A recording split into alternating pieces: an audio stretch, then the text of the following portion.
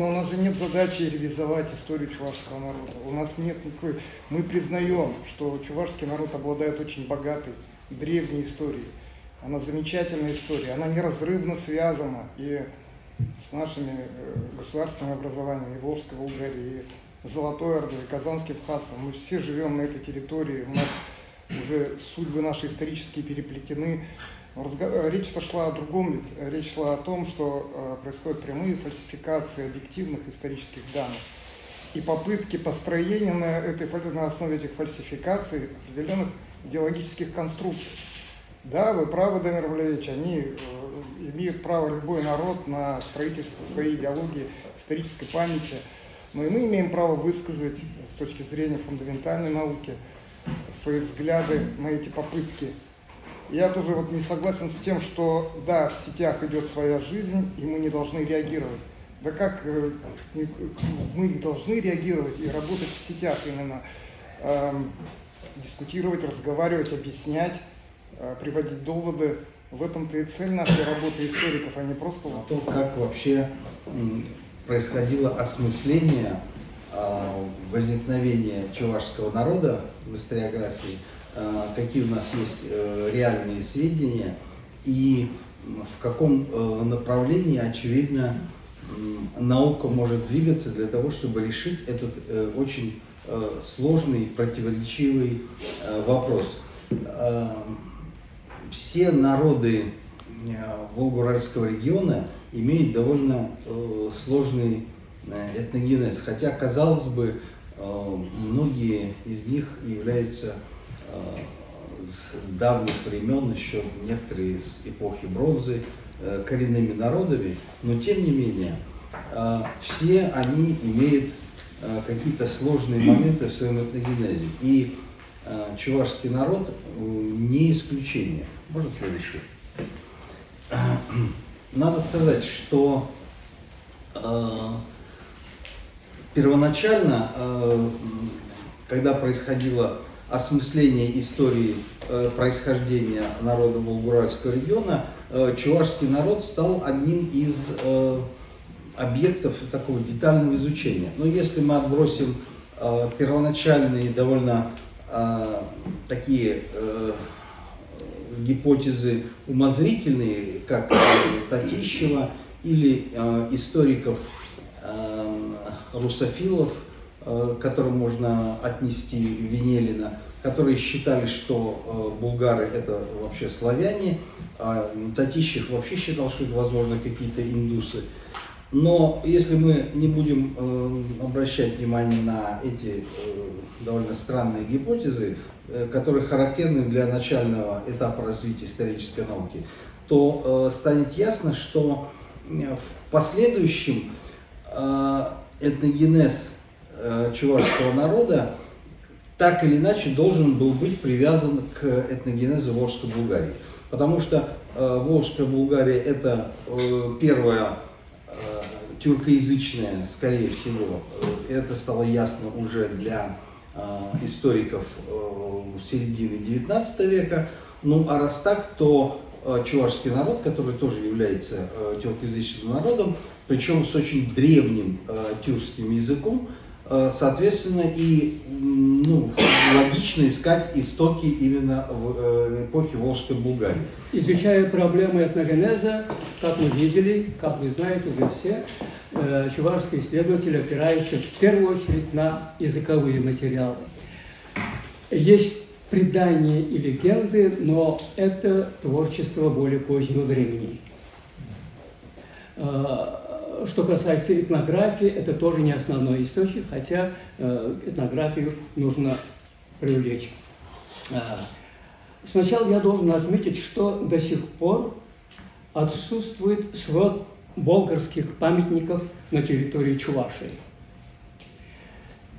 В общем, исследование вот этой проблемы с точки зрения археолога должна начаться именно с составления списка памятников болгарского, не болгарского времени, болгарских памятников.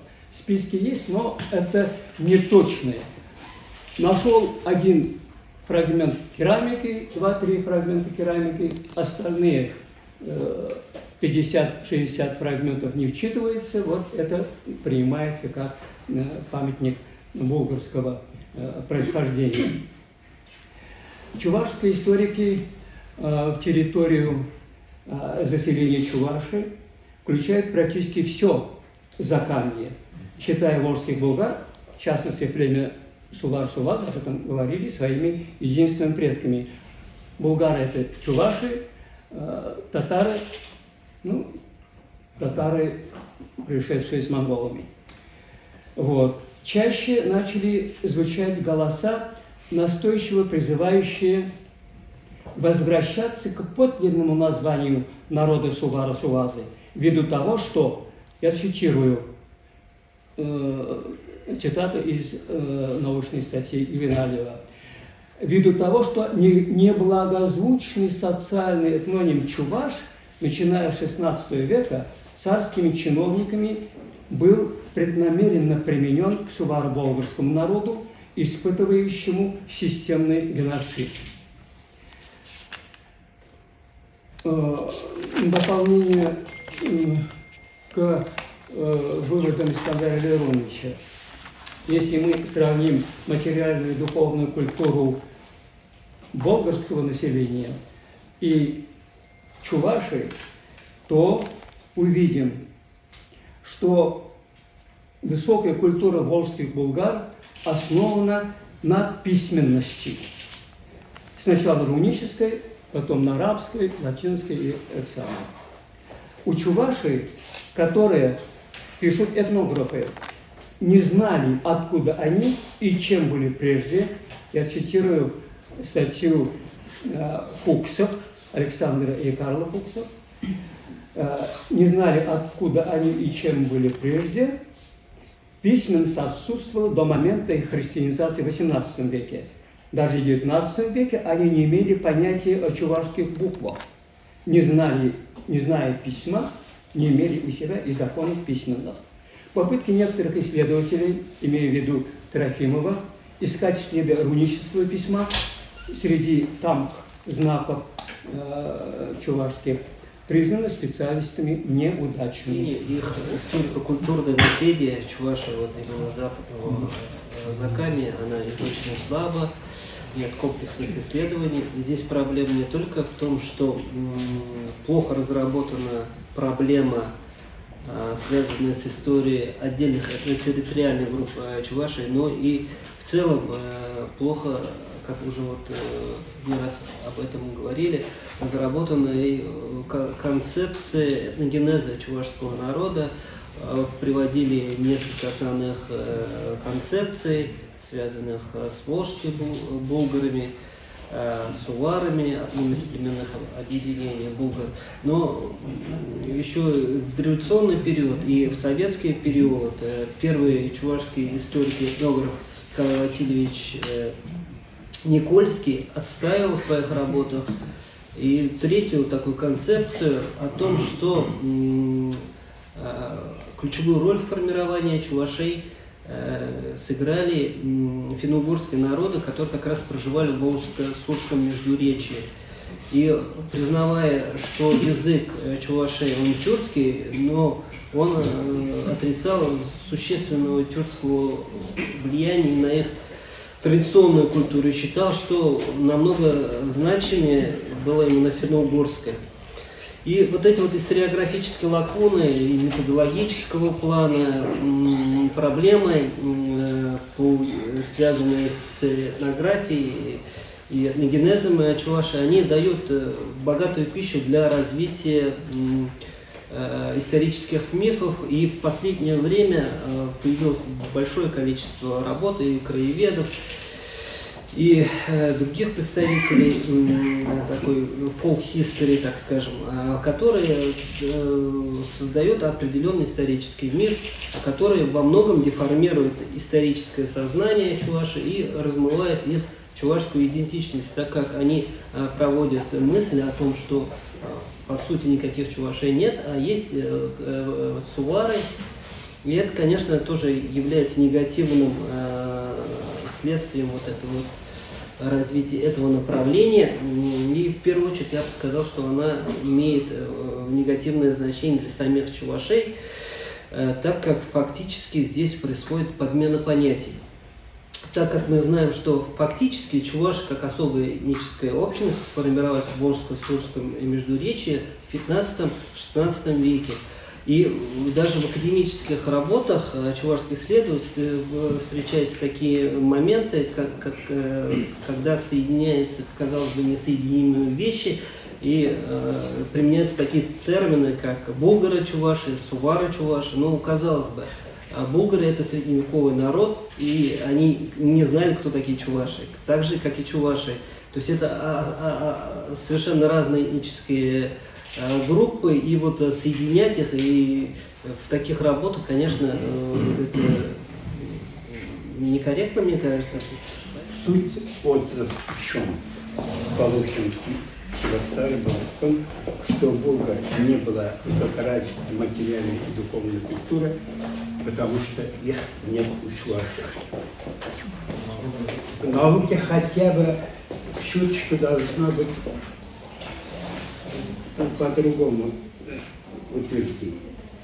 В том числе известную чувашскую пословицу, чувашскую книгу «Корова съела», они интерпретировали свой лад. Хотя эта пословица уже отрицает письменность. Особенно они ополчились моего безобидного тезиса о том, что принятие ислама было прогрессивным явлением. Это советский перед Брежнев. Мне пришлось довольно основательно изучить литературу, особенно по традиционной культуре чувашей того времени. Как я помню, на что обратил внимание, это сильное влияние финно-угорских элементов традиционной культуры чувашей, часто встречаемые названия мифологии, обрядах, имена мусульманских персонажей. Вот это еще не до конца изучено, не до конца осмысленно. Также,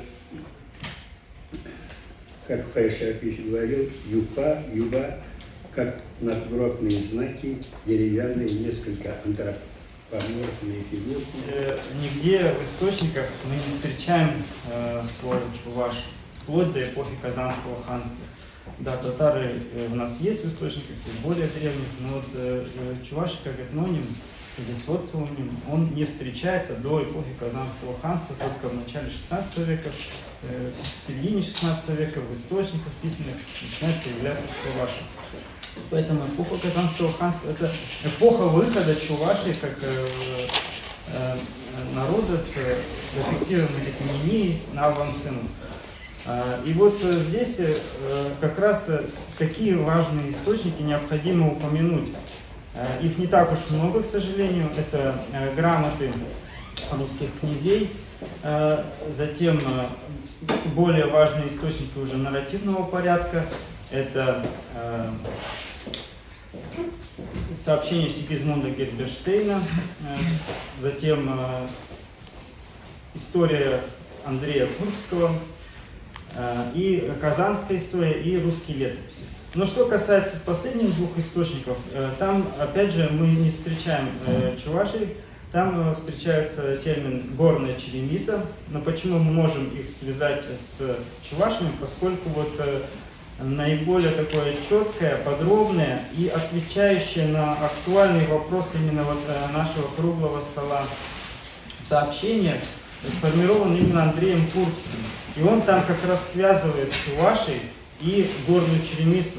Он говорит, что на нашем, на русском языке мы их называем горная черемиса, а по их чуваша завомная. То есть это как бы либо самоназвание, либо здесь, конечно, можно допустить, что он имеет в виду по их, по-татарски. Поскольку в более поздних уже татарских источниках также практически калька встречается тау-чуваши, то есть горные чуваши, или, как в русском языке, горная черемиса. И вот Курбский, он, в отличие от других, он говорит о чувашах и говорит о их месте обитания, месте жизни. То есть он говорит о том, что чуваши встретили русских именно у границ Казанского ханства, когда они перешли реку Суру, правобережье Волги имеется в виду. То есть это та самая территория, где находится ныне Чувашская республика. Все совпадает, никаких вопросов тут нет. Что касается Герберштейна, да, он тоже упоминает о чувашах, также связанных с черемисами, но он пишет, вот, в отличие от Курского, не о языке чувашек, язык это не язык в нашем плане, да, а язык имеется в виду народ, не о народе, не об этнониме, а о некой другой единице. Он говорит о военной корпорации какой-то. Он говорит о том, что чуваши и черемисы это прекрасные пехотинцы, воины, стрелки, а чуваши еще отличаются тем, что знают, хорошо знают судоходство. Вот этим ремеслом владеют. То есть здесь уже, но при этом не сообщает ничего о территории, на которой именно они проживали в Казанском ханстве. Чуваши произошли не просто от булгар, а от сувар, что они были язычниками. В значительной степени эти язычники, когда ислам распространялся в Волжской Булгарии, переселились в Предволжье и дали основу современного чувашского народа. А оставшиеся на этой территории постепенно были так или иначе ассимилированы и стали уже вошли в состав татарского народа. Причем значительные группы чувашского народа сохранялись там вплоть до 16 и 17 веков, когда вот были уже мусульманизированы и тюркизированы. Но здесь есть одно только противоречие и некоторые возражения. Во-первых, если, значит, язычники, болгары, сувары переселились в Предволжье до становления Волжской Булгарии, соответствующим образом, значит, этногенез чувашского народа никак не связан с Волжской Булгарией, и претендовать, значит, на булгарское наследие они не могут. Ну и с точки зрения вот перехода сувар, суаз, чуваш, с лингвистической точки зрения вообще никак не обоснован. То есть скорее надо предполагать какое-то обратное движение, чем это. То есть лингвисты, современная лингвистика такой переход отвергает. Хотя до сих пор современные чувашские историки и не лингвисты настаивают на вот этом самом переходе. Сейчас мы собрались, мы утвердили, что мы в одном мнении, с языковой, исторической точки зрения, литературной точки зрения, с точки зрения эпиграфики. В общем-то, здесь все нам понятно. И сегодняшняя встреча, она как раз посвящена тому, чтобы обозначить роль научного сообщества в противодействии вот этим фальсификациям. Эти фальсификации в конечном итоге выносят существенное напряжение в межнациональные отношения. Правильно Радик Равильевич сказал, они же размывают, собственно, чувашскую идентичность. Я уже не говорю о том, что вызывают вопросы у представителей других национальностей, ведь когда речь идет об историческом и культурном наследии, это очень щепетильная и деликатная тема.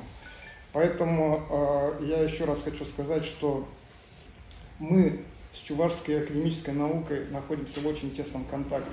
Многие точки зрения у нас совпадают. И у нас был круглый стол в прошлом году, где мы пришли к общему знаменателю. Мы обозначили программу совместного сотрудничества. То есть тут никаких вот непониманий, противоречий у нас нет. Но есть, и, кстати, у нас в нашей среде имеются такие же конструктивисты, которые придумывают небылицы. Вот правильно Искандер Леонидович сказал о шумерском происхождении татарского народа, там, зороастрийской религии, там, и чуваши у нас. Это все совершеннейшая неправда, и тут кому, как не академической науке, сказать свое веское слово. Я думаю, мы сегодня это сделали, и мы должны дальше уже поработать и с средствами массовой информации, и сами, через наши паблики и паблики Института языка и литературы, и через наши каналы донести все-таки нашу точку зрения, может, в простом популярном виде до людей, до общественности, до руководителей муниципальных образований, потому что без их ведома ничего не происходит. Ни установка вот этих языческих знаков, ни строительство каких-то псевдомузейных там объектов поклонения и прочего. Везде все-таки должно быть согласование с наукой и с руководством. Поэтому я считаю, что наш разговор сегодня был очень полезен.